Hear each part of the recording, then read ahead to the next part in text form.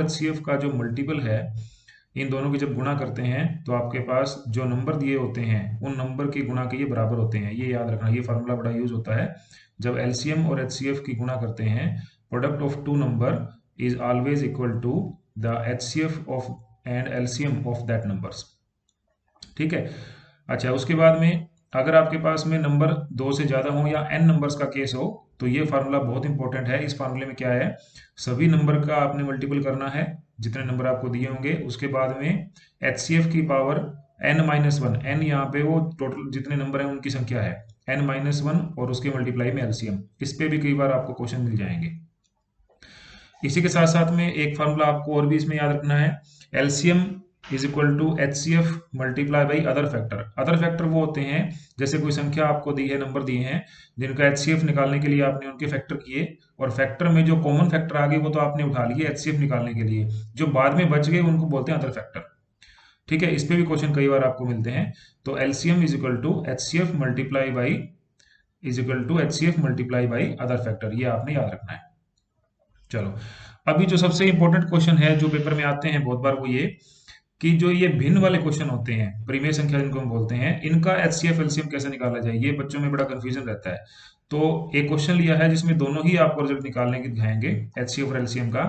Question क्या है, 2/3, 8/9 और 10/27 का आपने HCF और LCM निकालना है।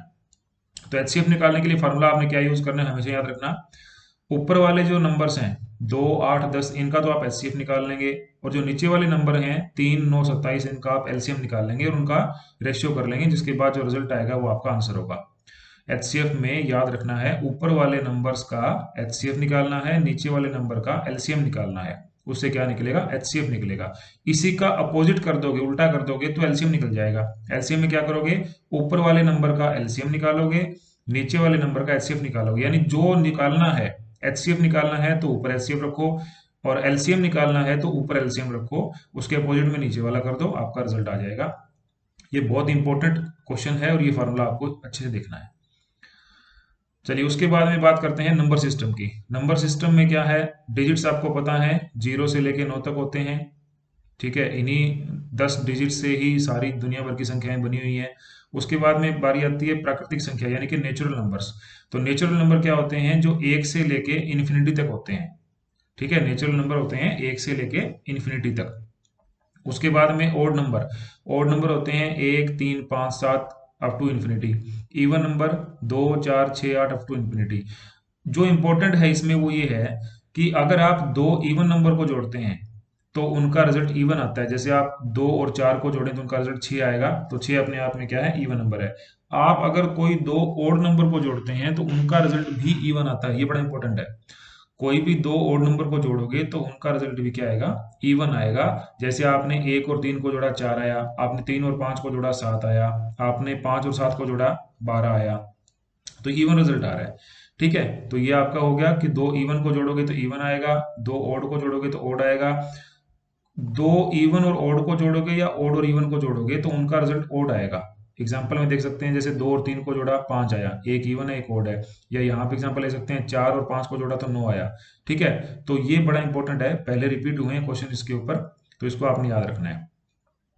उसके बाद में बात करते हैं इंटीजर्स क्या होते हैं। इंटीजर्स होते हैं फ्रॉम नेगेटिव टू पॉजिटिव, जितने भी इन्फिनिटी से लेकर इन्फिनिटी तक होंगे वो सारे इंटीजर होंगे। Whole number from 0 to infinity, थोड़ा सा डिफरेंस है, प्राकृतिक संख्या 1 से लेकर इन्फिनिटी तक है, और होल नंबर जो है वो क्या है, 0 से लेकर इन्फिनिटी तक है। ये क्वेश्चन बड़ा इंपॉर्टेंट है। सबसे छोटी अभाज्य संख्या, प्राइम नंबर, सबसे छोटी अभाज्य संख्या कौन सी है। बहुत बार बच्चे एक करके आते हैं, एक नहीं है, सबसे छोटी अभाज्य संख्या क्या है, 2 है। क्या इसकी प्रॉपर्टीज क्या होती हैं, अभाज्य संख्या वो संख्या होती है जो एक से भाग हो और खुद से भाग हो। ठीक है, याद रखना। लेकिन जो अगर आप, कई बच्चे ये सोचेंगे कि एक होना चाहिए, फिर तो एक नहीं होगा, क्योंकि एक सिर्फ एक से भाग होता है, कम से कम दो इसके फैक्टर होने चाहिए, एक से भाग होती हो और खुद से भाग होती हो, वो संख्या हमारी क्या है, अभाज्य संख्या होगी। सबसे छोटी कौन सी है, 2 है। ये आप याद रख लेंगे। 1 से 50 तक कितने प्राइम नंबर हैं, 15 हैं। अभाज्य संख्याएं कितनी आएंगी इसमें, 15 आएंगी। 1 से 100 तक प्राइम नंबर जो है उनमें अभाज्य संख्या कितनी आएंगी, 25 आएंगी। उसके बाद में बारी आती है रेशनल नंबर की, जो पी बाई क्यू की फॉर्म में होते हैं। पी बटा क्यू की फॉर्म में यानी कि भिन्न की फॉर्म में वो रेशनल नंबर होते हैं। इरेशनल वो होते हैं जो पी बटा क्यू यानी भिन्न की फॉर्म में नहीं होते, जैसे √2 √3। ये इंपॉर्टेंट है। पाई को क्या कहेंगे, रेशनल या इरेशनल? तो पाई क्या है, इरेशनल नंबर है, इसको याद रखना है। अगला टॉपिक है औसत। औसत यानी एवरेज। एवरेज का फॉर्मूला क्या हुआ है, आप जितने भी संख्या दी होंगी उन सबका जोड़ कर लेंगे और संख्याएं हैं कितनी उससे भाग कर देंगे तो आंसर आएगा वो एवरेज का आ जाएगा। ये इंपॉर्टेंट है, 3 फार्मूले आपको मैं लिखवा रहा हूँ इसमें। Average of n natural numbers n+1/2, average of n even numbers n+1 और average of n odd numbers is n। ये आपने याद रखना है।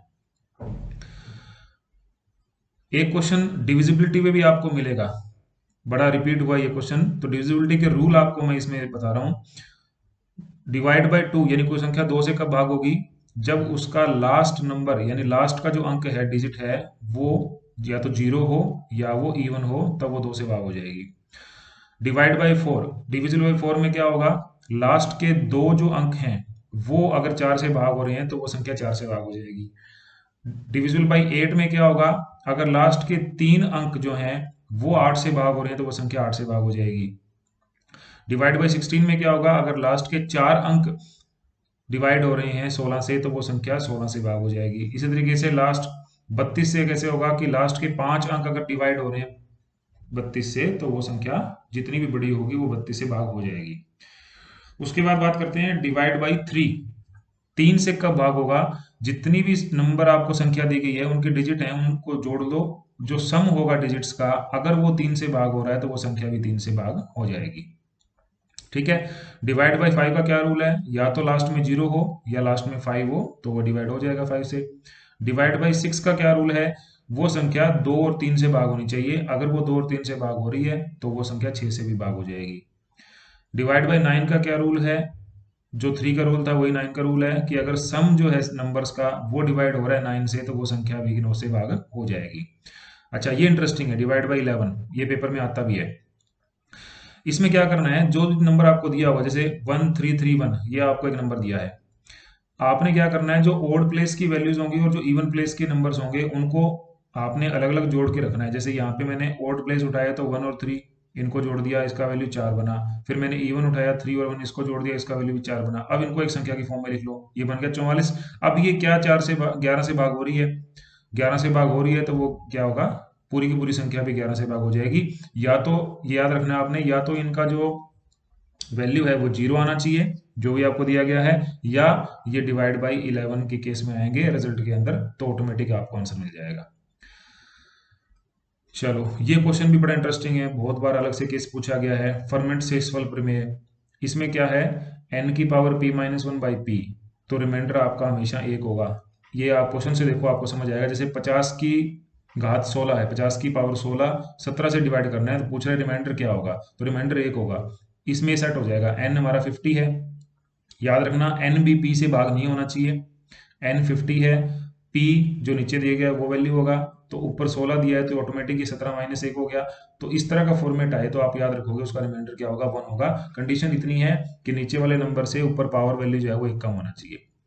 इसी तरीके से विल्सन सेक्सुअल प्रमेय क्या है, जैसे factorial p-1 divide by p, इसका रिमाइंडर क्या होगा, p-1 होगा, यानी आपने -1 कर देना है, जो भी वैल्यू आपके पास p की है उसमें -1 कर देना है। जैसे यहाँ पे एग्जांपल देखो, फैक्टोरियल 16/17 का आंसर क्या आएगा, 16 आएगा। क्या किया हमने, सीधा p इस फार्मूला के हिसाब से देखा और उसमें से 1 घटा दिया तो आंसर हमारा बन गया। चलिए, उसके बाद में है बार कंसेप्ट। ये क्वेश्चन भी आते हैं सोल्यूशन करने के लिए। जैसे क्वेश्चन के अकॉर्डिंग देखो, 0.234 के ऊपर 234 के ऊपर बार है। बार का मतलब होता है यहाँ पे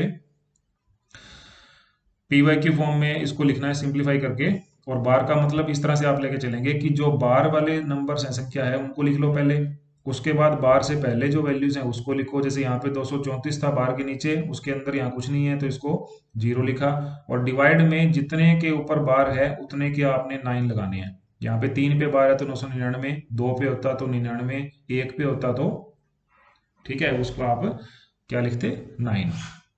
तो ये आपने याद रखना है। तो इसको 234 - 0/999, इसको सॉल्यूशन करेंगे तो ये 26/999 111 आ जाएगा। अगला क्वेश्चन देख सकते हैं, थोड़ा अलग है इससे। 0.87 को सोल्व करना है, तो 0.87 में सिर्फ 7 पे बार है, तो क्या करोगे आप 87 लिखोगे पहले, उसके बाद जो बार से पहले वैल्यूज हैं जो जिसके ऊपर बार नहीं है उसको माइनस कर लोगे, और डिवाइड में 90। अब इसमें क्या हुआ बार वाली वैल्यू का 9 और जो बिना बार के है उसका 0, तो ये हमारा रिजल्ट इसमें क्या बनाएगा 79/90। चलिए एपी सीरीज अर्थमेटिक प्रोग्रेशन समांतर सीरीज 2 4 6 8 और nth टर्म तक जा सकती हैं। इसकी पहचान क्या है कि आप देखोगे कि एक नंबर के बाद में जो अगला नंबर आ रहा है और उसके बाद जो अगला नंबर आ रहा है उनके बीच में जो डिफरेंस है वो बराबर है, तो आप पहले नंबर को A1 मान लेंगे, दूसरे को A2 मान लेंगे, और लास्ट नंबर को आपने AN मान के चलना, इसको लास्ट टर्म बोलते हैं। इनका कॉमन डिफरेंस क्या आएगा A2 माइनस A1, यानी 4 माइनस 2, 2 यहाँ पे आएगा, तो इनका डिफरेंस आप देख सकते हैं पूरी सीरीज के अंदर 2 से ही डिफरेंस होता रहेगा। ठीक है, इसमें जो क्वेश्चन आते हैं वो इस पे आते हैं, या तो लास्ट टर्म निकालनी आपको आ जाएगी, ठीक है, या फिर आपको इसका सम पूछ लेगा सीरीज का। तो लास्ट टर्म का फॉर्मूला आपने याद रखना है a plus N minus one into D, और सीरीज का सम क्या होगा n/2 2a plus N minus one into D. तो कई बार इसमें लास्ट टर्म पूछ लेता है, कई बार सम पूछ लेता है, डिफरेंस पूछेगा तो सीधा आपने निकाल देना a2 माइनस a1। इसी तरीके से होती है ज्योमेट्रिक प्रोग्रेशन, ये होती है गुणोत्तर श्रृंखला इसको बोलते हैं। गुणोत्तर में क्या होगा मल्टीप्लीकेशन के अकॉर्डिंग जाएगा, जैसे इसमें क्या था डिफरेंस था सम के अकॉर्डिंग जा रहा था, ये मल्टीप्लाई के हिसाब से जाएगा, जैसे 2 4 8 16 32 आगे लास्ट टर्म tn तक जाएगा, तो इसमें क्या है 2 गुना 4, तो इसमें 2 से गुना कर दिया, फिर आगे 4 से 8 के 2 से गुना कर दिया, फिर 8 से 16 के 2 से गुना कर दिया, तो इसमें भी वो होगा a1 a2 a3 आपने टर्म्स कंसिडर करनी है। इसमें कॉमन रेशियो होता है, ये डिफरेंस के अकॉर्डिंग थी इसलिए इसमें कॉमन डिफरेंस बोलेंगे। यहाँ ये जो है रेशियो के हिसाब से निकालनी है, तो रेशियो के हिसाब से आप इसको निकालोगे, इसको समांतर गुणोत्तर का डिफरेंस बोलते हैं, समांतर रेशियो गुणोत्तर CR बोलते हैं, तो a2/a1 इसमें आ जाएगा, दैट इज कॉमन रेशियो। और लास्ट टर्म का फॉर्मूला बड़ा इंटरेस्टिंग है इसका, a इंटू आर की पावर n-1, n यहाँ पे क्या है कितने नंबर ऑफ टर्म है उसके अकॉर्डिंग आप लेके चल रहे हैं। इस पे भी जो क्वेश्चन आते हैं वो इन पे आते हैं, ये 3 फार्मूले आपने याद रखने हैं, फर्स्ट सेकंड और थर्ड। इन फार्मूले में क्या दिया हुआ है कि अगर r जो है वो ग्रेटर देन 1 है, यानी common ratio is if greater than 1, तब सीरीज का सम क्या होगा a r की पावर n-1/r-1। नेक्स्ट अगर r जो है वो लेस देन 1 है, तब सीरीज का सम क्या होगा a 1 minus R to power n/1 minus R. ठीक है, और अगर इन्फानाइट सीरीज है, इन्फानाइट नंबर ऑफ टर्म्स हैं, तो उसका जो है वो सम क्या होगा a divide by 1 minus R, conditionally r must be less than 1, r must be less than 1। उसके बाद बारी आती है प्राकृतिक संख्याओं की, नेचुरल नंबर्स, प्राकृतिक संख्याओं का योग, sum of n natural numbers. तो sum of n natural number में क्या होगा फॉर्मूला आपका Sn will be equal to n into n plus 1/2, ये आपने याद रखना है n इंटू n प्लस 1/2। जैसे एग्जांपल लेते हैं कि पहली 25 प्राकृतिक संख्याओं का योग क्या होगा, तो 25 प्राकृतिक संख्याओं का योग निकालने के लिए फॉर्मूला यूज करेंगे n into n plus 1/2, 25 25 plus 1/2 solution करेंगे 325 का आंसर हो जाएगा, ये आपने याद रखना है। चलो उसके बाद में क्वेश्चन बड़ा सिंपल सा फॉर्मूला है, साधारण ब्याज, इस पे क्वेश्चन और आता है सिंपल इंटरेस्ट। तो फॉर्मूला है PRT/100, ठीक है, P यहाँ पे प्रिंसिपल अमाउंट जो होगा, उसके बाद में R रेट ऑफ इंटरेस्ट होगा, T यहाँ पे टाइम होगा, ये एक ही फार्मूला है, इसी को आपने याद करना है, इसी फार्मूले पे आपके क्वेश्चन सोल्व हो जाएंगे। उसके बाद आता है प्रॉफिट और लॉस। प्रॉफिट का मतलब लाभ, लॉस का मतलब हानि। प्रॉफिट कब होगा, जब आपका सेलिंग प्राइस कॉस्ट प्राइस से ज्यादा होगा तब प्रॉफिट होगा। लॉस कब होगा, जब आपका कॉस्ट प्राइस सेलिंग प्राइस से ज्यादा होगा तब आपको लॉस होगा, यानी आपने कोई चीज खरीदी बाद में बेची है वो ज्यादा में, तो आप प्रॉफिट कमा लेंगे, आपने कोई चीज खरीदी और बाद में कम में बेच दी तो उसका लॉस होगा। प्रॉफिट परसेंट कब होगा, जो प्रॉफिट होगा उसके डिवाइड में cost price multiply by 100, profit percent आ जाएगा। इसी तरीके से लॉस परसेंट कब निकलेगा, जब आप लॉस वैल्यू लेंगे और divide by cost price into 100 कर लेंगे। एक बात का ध्यान रखना है, परसेंट निकालते समय चाहे वो प्रॉफिट परसेंट निकालें या लॉस परसेंट निकालें, डिवाइड में आपने कॉस्ट प्राइस करना है, यानी ये दोनों चीजें कॉस्ट के अकॉर्डिंग होती हैं।